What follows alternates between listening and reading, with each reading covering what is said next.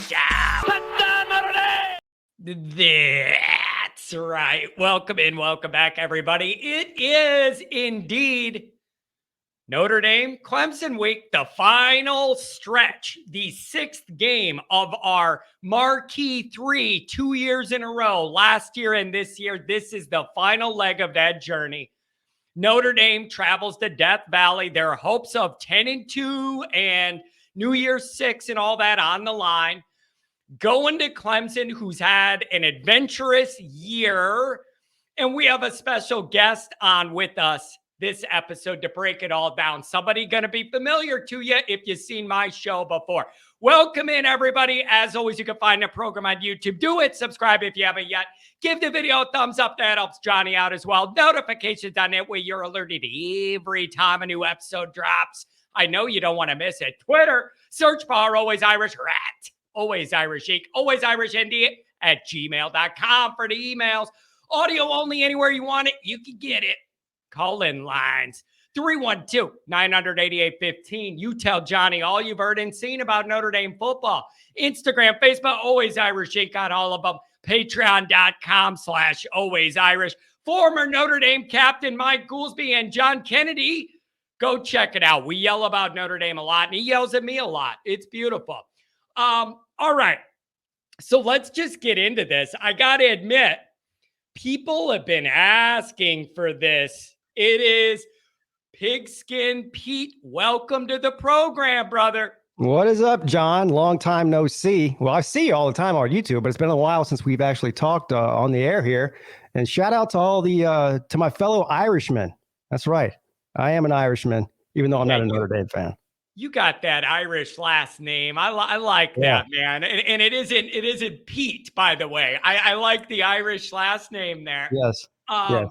Listen, and I got to start this the way I always do when you and I are involved, by saying, legitimate, good guy, consider you a friend. When I was first getting started and this started to build a little bit, you were a guy that helped me out. You were further down the line on all this college football YouTube stuff.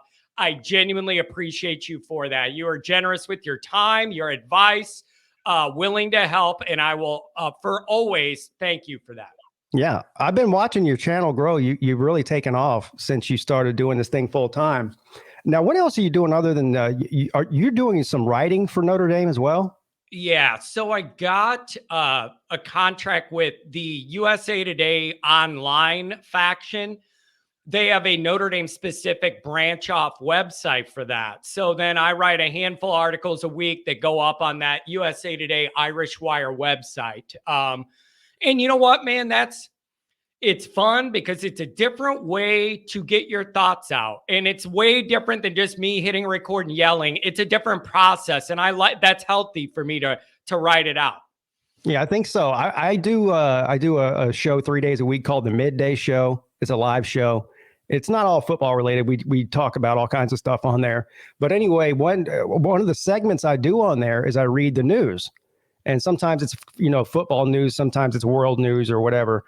But one day I was reading, it was Notre Dame came up about, an article came up about Notre Dame. I clicked on it and it said it was written by John Kennedy.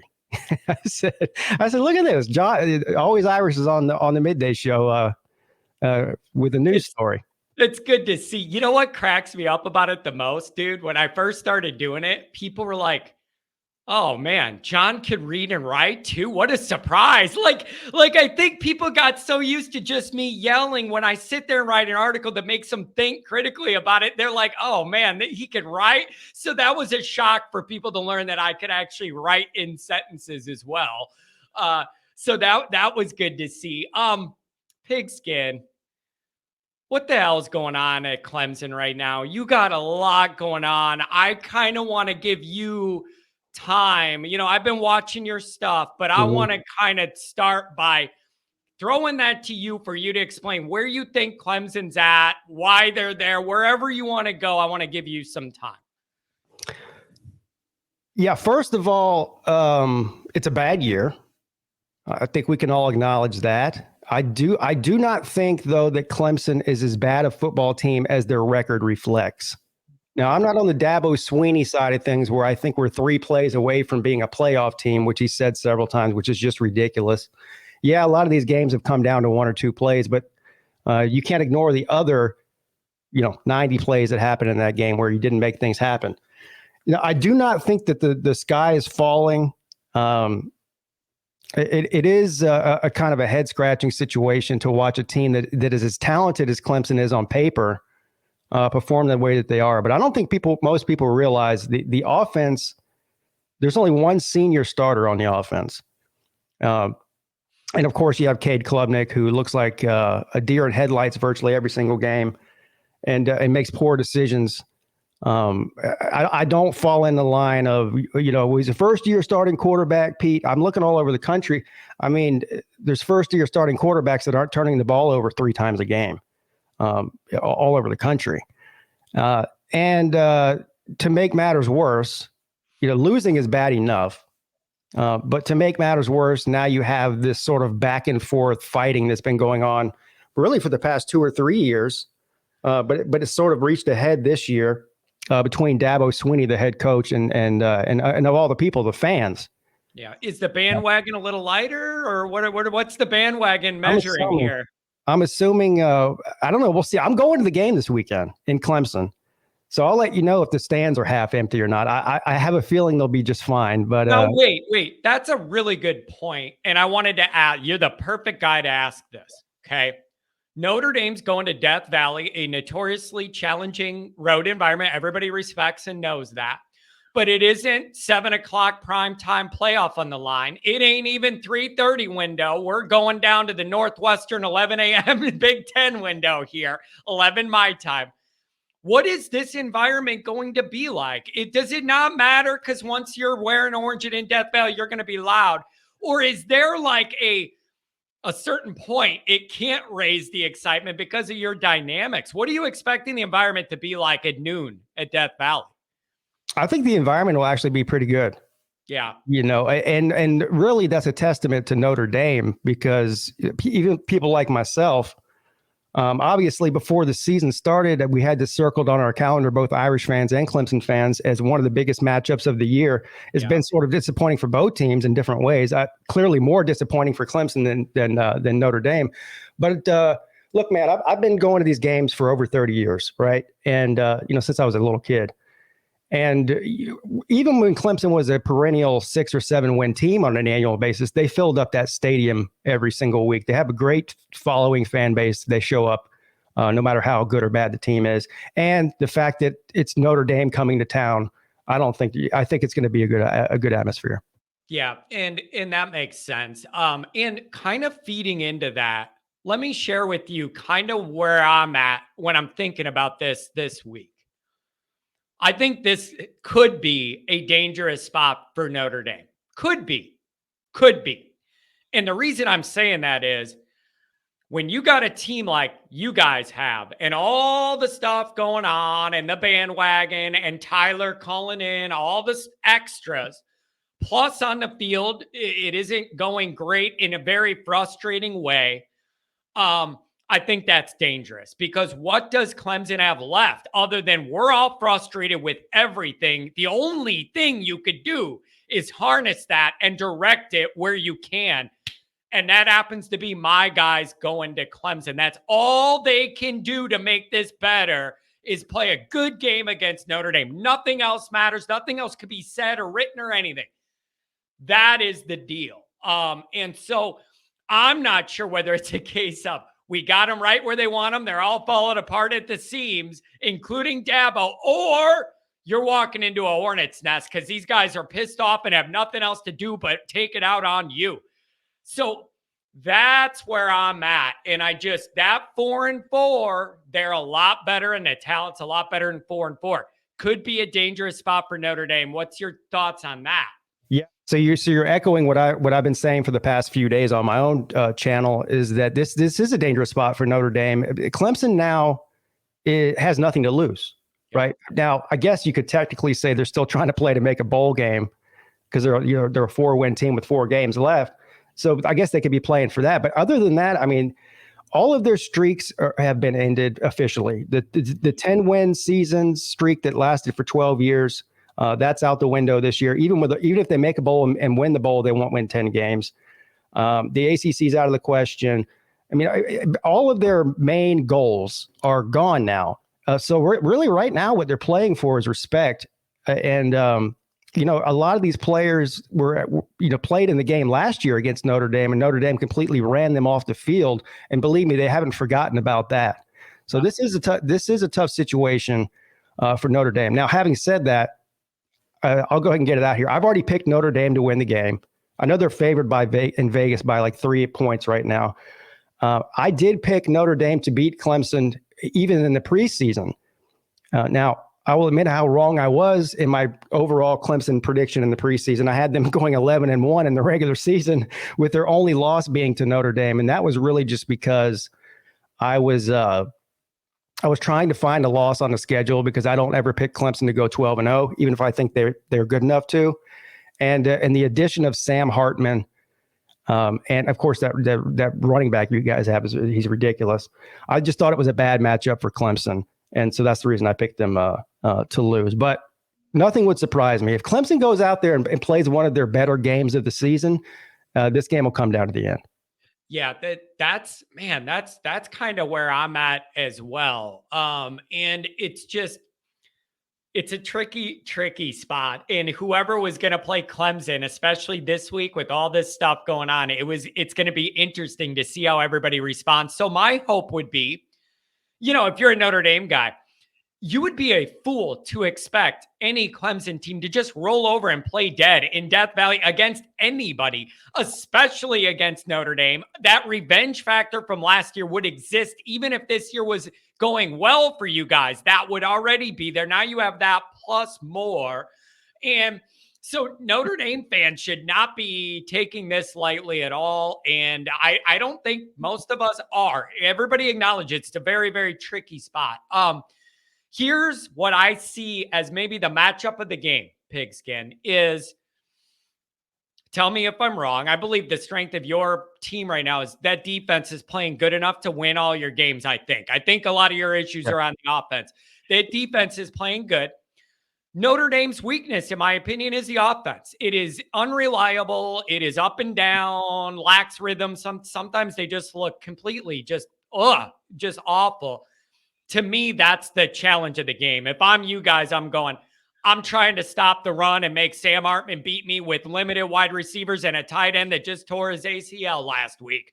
Like, I'm looking at that matchup as being a huge determining factor. Do you see it that way, or are you looking at a different angle on those matchups? Yeah, no, I agree with you. The thing that kind of worries me is that Clemson's run defense has sort of collapsed over the past couple of weeks. What's the situation? I don't know, the week in, week out injury list at Notre Dame. Is Edeme 100%? Is he ready to go? Or I think Estime's good to go. The big shot was, that tight end had become the go-to pass target because we have issues on the outside with the receiver, depth and injuries and everything else. Tore an ACL when we were up 40. So it's like, that's frustrating. And it's just, I don't trust Notre Dame's offense, man. They're too inconsistent. Yeah. And on the road, it has been worse, noticeably worse on the road. And the offensive line play has not been as good on the road. And I don't know whether there's something to that or not, but I just noticed the trend.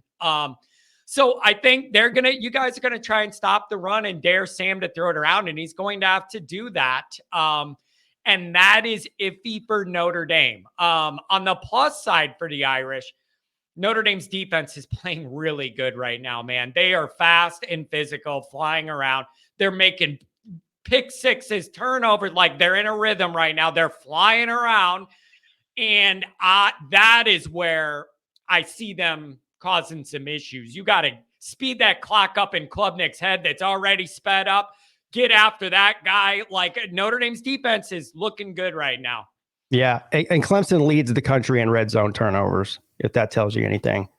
I'm very worried about that. The key for Wait, Clemson, I'm worried about that. Here's why I'm worried about that.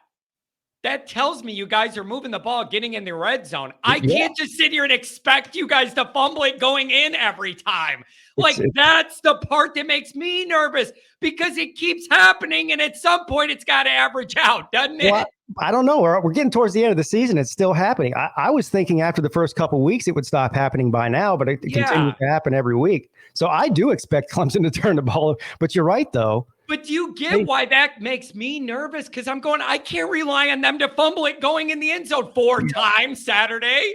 Well, you're right. They do move the ball between the 20s very well, as good as anybody in the country. But they can't seem to score when they get down there. But yeah, this is probably not a very good matchup for an already shaky offense, and in my opinion, a quarterback who looks like he's lost whatever confidence he did have. I don't think it's a good matchup for Clemson going against Notre Dame's defense. Is Shipley out? Is it going to be a Maffa afternoon? What are we doing there from your guys on the injury front? Yeah, as far as I know, Shipley won't be playing in this game, so it'll be pretty much all Phil Maffa. And I don't honestly look. Shipley's a great back. I'm not going to take anything away from what he's done at Clemson, and I think he plays hard. I think he's very talented. I don't think there's a huge separation, if any at all, between him and Phil Maffa.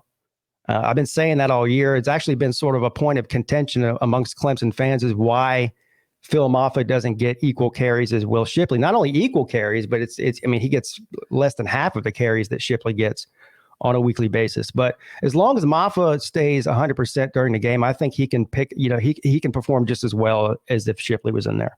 Yeah. And so, man, when I listen to your show and some other Clemson people and the coaching stuff comes up, it seems like a lot of the themes are you got to beef with some of that offensive staff. Did Dabo just go out and hire people he knew and trusted, and there's not a lot of experience, and now you're seeing the result of that? Like what's going on there? But all of you guys seem to point at that offensive staff. What's going on there? Yeah, so this has been going on for a while. Dabo likes Clemson guys, right? I would probably say 60% of the coaching staff is former Clemson players. He likes to promote from within, and I don't necessarily think there's anything wrong for promoting from within if the coach is qualified for the position, right?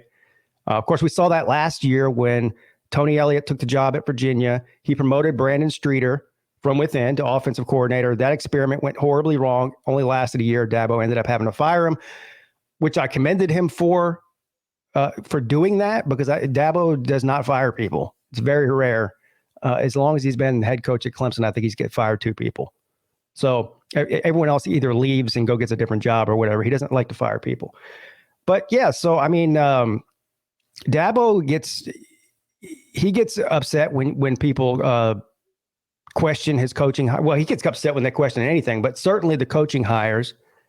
And but the proof is in the pudding, right? I mean, it's not a coincidence that you lose Tony Elliott to Virginia, you lose Brent Venables to Oklahoma, and both position groups take a step back. Now, you have to assume that when you remove one of the best defensive coordinators of the century and Brent Venables from leading your defense, there's not going to be a smooth transition there.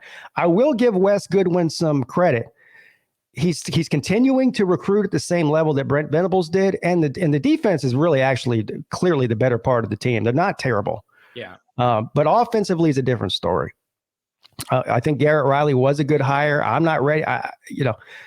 People are trying to blame the offense on Garrett Riley. I'm not blaming it on Garrett Riley one bit. I'm blaming it on Dabo Sweeney, some of the position coaches, mainly the offensive line coach and the wide receivers coach, and the youth and inexperience, which is not something that Clemson can necessarily control. They've got a veteran defense and a young offense, and it's the way the cycle goes, it flips back and forth. So 2 years from now, we'll have a veteran offense and an inexperienced defense, but. I feel like that Clemson has built up enough clout. Well, I know they have over the past 10 to 12 years where there's a million different very talented coaches around the country that would give their left arm to come coach at Clemson. I don't think you have to do everything from within. He doesn't even go out and search for these coaches. He just promotes for whoever the next guy in line is up. That's interesting. Maybe he's looking at a Notre Dame guy, Chancey Stuckey there. Isn't that an old Clemson guy or wide receiver guy? He's going to be looking to hire him off the field this week. Yeah, you might be right about that. It wouldn't surprise me. Yeah. Hey, buddy, how much they paying you over there in cold ass Indiana, man? Like, come back home. I can see that. And then I don't know what to make of this because I'm not close enough to this situation. I just see these headlines. Are you one of these people that believes Dabo's getting a little left behind with the times because he's not operating quite as modern as allowed, either with the portal or out front NIL or with the way he's doing these coaches, the way he approaches it, wanting to be a home grow his talent? Do you believe like he's getting like passed by with the modernity of what's available? Or do you believe, damn it, he built it up and made it work his way, you just got to regroup and then do it again? Like, where do you fall on that Dabo's out of touch narrative? I'm sort of in the middle on it. I'm not as far, there's some people that just say he's completely lost it and he'll never get back to prominence again. I don't fall in that category. He's too young and too accomplished for me to think that. Yeah. I do think, though, that he does need to change his philosophy a little bit on some of it's mainly the transfer portal. But his argument is we've gone out and offered people in the transfer portal, but they chose not to come here. They didn't love us. His exact words were, we've offered several guys from the transfer portal, but they didn't love us as much as we love them. In other words, they went somewhere else. Well, that is the new the question you have to ask yourself is, why don't they love you as much as you love them? And I think the real reason is NIL money. Mm-hmm. A lot of these players are going where they can get the biggest check. Yeah. Now, Clemson does have NIL. They have 2 NIL collectives. It's not like they don't involve themselves in NIL, but the amount of whatever the highest paid NIL deal is at Clemson dwarfs in comparison to some of these other schools. So I don't know exactly what they can do to mitigate that. And honestly, I don't think Dabo Sweeney has any interest in making college kids rich. I think he's said so much. Yeah. In his mind, they're there to play football and get an education, not to get rich. Yeah. Now, well, imagine that, though. That's an outdated view. It seems like reasonable, right? So reasonable on the surface, but that's like, dude, even Pigskin, even Notre Dame. You don't think Sammy Hartman got a fat check to come to Notre Dame his last year behind the scenes? Like, that guy didn't do that for free. But Notre Dame's thing is they don't want it to seem like it's like that. So that all kind of happens behind the scenes and you don't hear about that amount or whatever. But Sam's a millionaire. At least I can verify that. So, he did just fine coming to Notre Dame. Yeah. And I guess really the thing is, and the other thing that Dabo says, and a lot of the fans say as well, like this last offseason, for example, when it came time to set the roster, we were already at 85 scholarships. So there wasn't any room to go get anybody out of the portal. My problem with this is it's roster management. There's got to be at least 3 or 4 guys. And I know I'm not advocating for going and taking away somebody's scholarship so that you can bring somebody in from the portal. I don't think that's right. Once you give the kid a scholarship, you need to honor it. But my problem is maybe some of these guys shouldn't be getting scholarships in the first place. Do you know what I mean? Then there would be room to go get guys out of the portal. Yeah. And I know Marcus Freeman has a unique way, maybe it's not unique, of dealing with that. We hear after every year now, 1 year and then entering this one, he'll sit some guys down, Pigskin, and go, listen, if you want, let's be realistic here, man. If you want to play somewhere, you may want to consider going somewhere else, like the writing's on the wall, and kind of like having that discussion with the group of guys and see who's interested in what, and having those kind of talks. I mean, it's not the most comfortable thing to do. And then for Notre Dame, I don't know about you guys, every year a handful of guys transfer out and want to go play somewhere anyways and do it right away. And you end up with a half dozen spots or whatever there. I don't know. Yeah, and I also think that the 2020 year kind of screwed things up. Everyone got an extra year of eligibility, so a lot of these teams are carrying players that have been in their 6th and 7th year of playing college football. It's ridiculous. Yeah, but that's coming to an end soon. Yeah, that's a really good point. But dude, in terms of he's made it to the top. You don't win 2 championships unless you know what you're freaking doing. Like, you just can't. And so, like, he has all that credibility. It's just, I can feel the frustration from you guys, like looking at a product that should be better on paper than what you're getting on Saturday. I'm like, I can feel that frustration just because I've been there with Notre Dame a lot of times. Like, I totally get it. And so I guess that makes me ask you, if you guys beat Notre Dame this week, what does that roadmap look like? Draw me that in your mind. If they play a tough game of beat Notre Dame at home, how do you get there? Yeah, I think at this point of the season, it's just about finishing strong and having a good feeling going into the next season. Again, there's really nothing left to play for other than trying to make a bowl game at this point and take out some of your rivals. And let's be real here. I mean, Clemson and Notre Dame have become somewhat of rivals because they played each other so much recently. Yeah. And of course, they still have South Carolina on the schedule. Yeah, South Carolina is a terrible team, but it's still an in-state rivalry. And we still have North Carolina too. So there's three teams that Clemson still really wants to beat. Yeah, and man, there's a little bit of juice with each of those matchups in a way too. Like, there's still a lot of meat on that bone. And then do you blame Dabo or do you blame Tyler the caller, Pigskin? I got a take on this, but it isn't the one that most people are saying. What do you make of that? It's just the latest drama. Well, I can't understand for the life of me why a guy like Dabo Sweeney, who has no filter, we all know that, is taking live calls from fans during football season, because it was just a matter of time before this happened, dude. Really, honestly. Now, that's the first point I made is I cannot believe that these ADs and PR people are exposing you to any random guy with a cell phone that can just blow you up and create a PR nightmare. And any Joe Blow can call in and start that fire. I'm shocked that I know Saban has one too. I can't believe they still do it. Yeah. I feel like Dabo Sweeney had the right in that phone call to defend himself and his program. Yeah, first of all, you have to look at it was sort of a condescending. The guy was being friendly. He sounded like he was being friendly, but he wasn't really being friendly. I mean, the way that he structured his statement in question was clearly disrespectful, and it was meant to be so. Yes. He compared him to Tommy Bowden, which, for anybody who knows anything about Tommy Bowden's the guy who hired Dabo Sweeney as a wide receiver coach. Bowden was at Clemson for 10 years, never won an ACC championship, never won anything of note.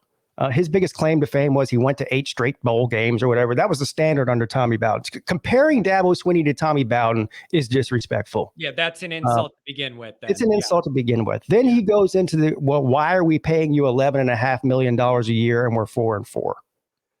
And so Dabo Sweeney answered the question. Now, in my opinion, Dabo Sweeney he's got diarrhea of the mouth. There's no such thing as a short answer to anything with him. Yeah. And that's dangerous because the more you go, the next sentence could lead you somewhere that gets you in trouble. The more you go.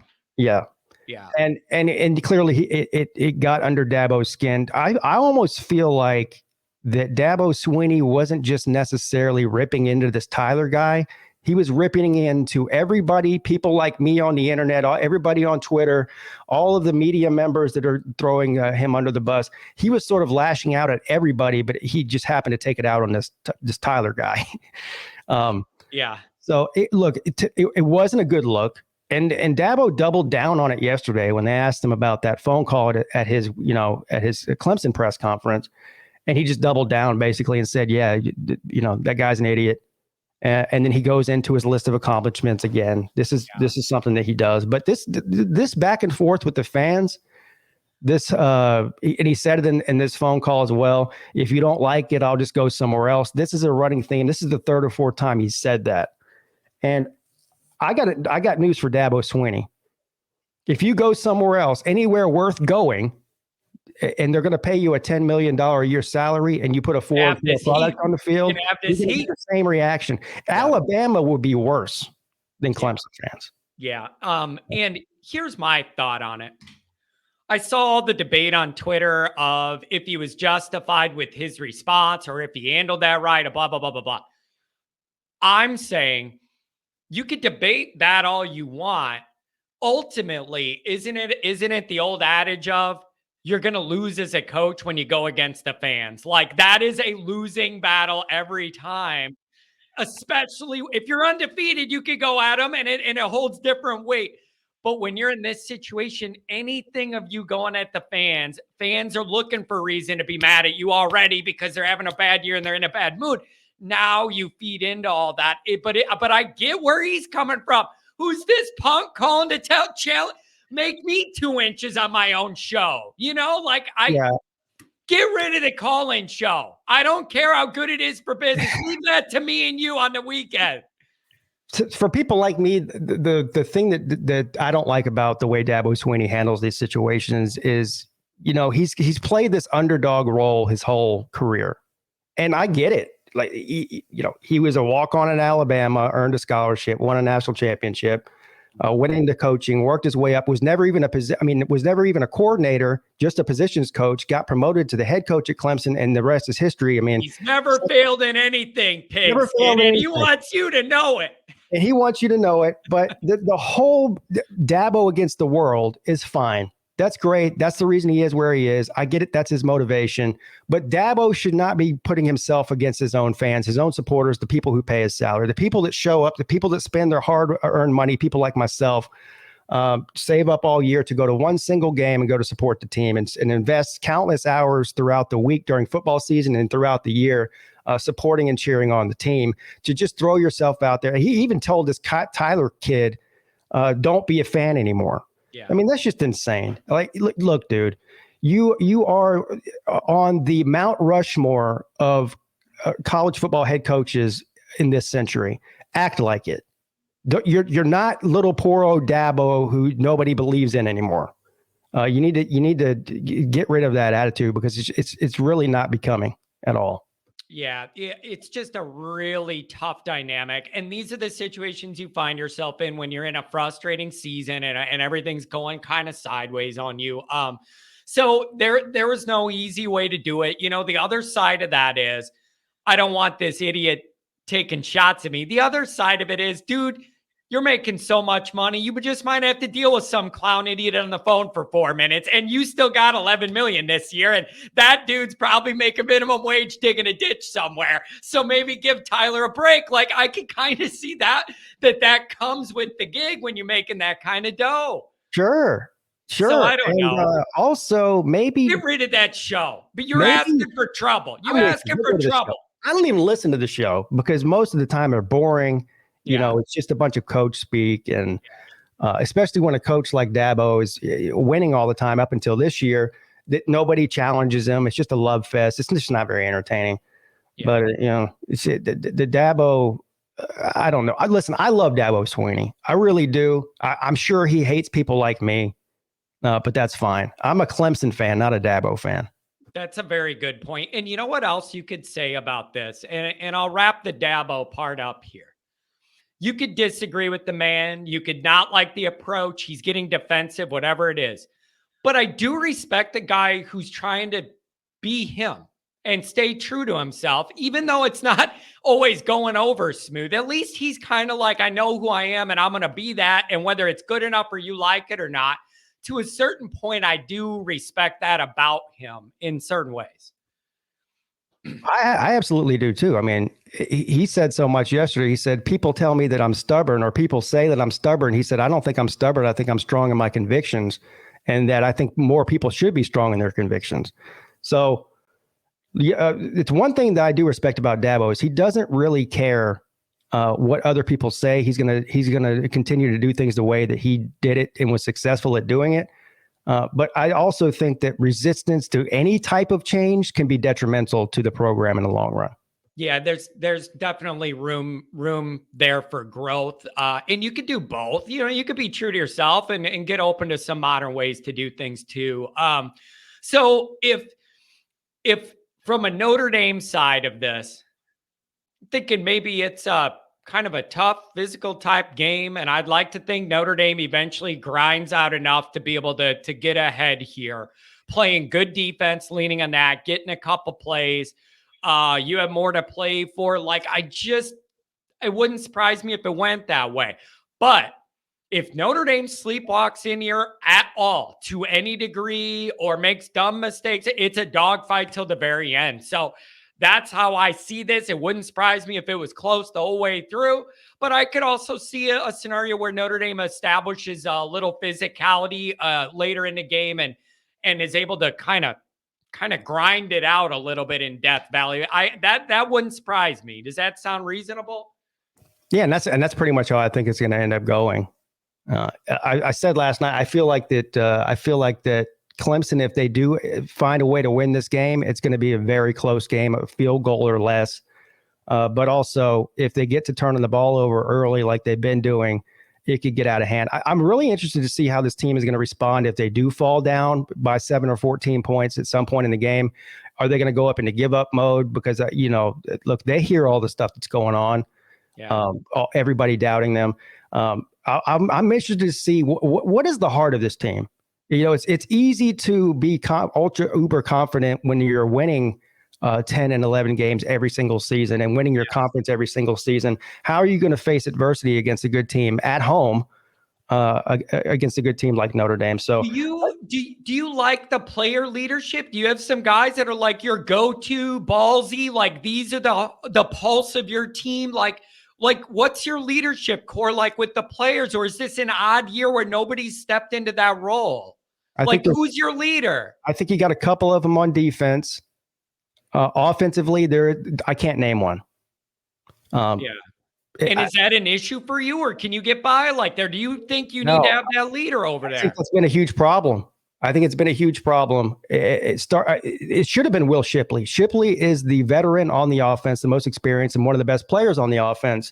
And for whatever reason, I don't know what exactly happened to him from last year to this year, but he sort of went, in my opinion, into a me guy. I don't know if you remember earlier in the year, they didn't allow him to carry the ball in from the 1 yard line. They gave it to, I believe, Maffa instead. And he had a verbal shouting match with C.J. Spiller, the running back coach, on the sideline, and then he was sort of moping around. I don't understand. Like, do you care if you're the one that scores the touchdown? That, to me, is a red flag. And also sort of just his overall demeanor on the field for the entire season has been a little bit head-scratching to me. So he's not the leader of the team. I don't know exactly what's going on with him. And Cade Klubnik, I think, is just too young and inexperienced and not playing well enough to lead that team. You got enough on your plate before you worry about that extra stuff when you're in his position. Yeah. Do you have anything else on this matchup? I got one more question for you, kind of unrelated to that, if we're going to wrap this up. Anything else on the ball game? No. I'll be there. So if there's any Notre Dame fans, I wish you were coming. I know. I know, but it's like hard because YouTube is like, it's gold for these bigger marquee games. And then if I go to the game, I'm losing the whole weekend of all that run and the biggest ones of the year. It's brutal, you know? I believe me, I get it. But for any of the other Notre Dame fans that might be watching this broadcast that are going to be there, best thing you do is follow me on YouTube and maybe on Twitter. It's same on YouTube and Twitter, Pigskin Peete. And I'll let people know where we have some friends that have a tailgate spot right next to the stadium, and we're actually going to tailgate after the game instead of before the game, which is always great at Clemson. If you've ever been there, getting out of there if you're driving or Ubering is a complete nightmare. It's drink a beer and let it all work itself out. Yeah. So after the game, we'll go tailgating, and we have they have a nice setup with TVs and barbecue. So if you want to come by and say hello, I always like saying hello to the Notre Dame people, and also, of course, the people from YouTube. So perfect, man. I do have a handful of people I know going, and I will maybe text them or reach out, and they could follow your YouTube maybe or Twitter, get an idea where you might be at. It'd be nice to have somebody they kind of know from the ecosystem. Yeah. And, I wouldn't send you anybody that's going to rob the tailgate, Pete. My people are going to treat you good. They're going to treat you good.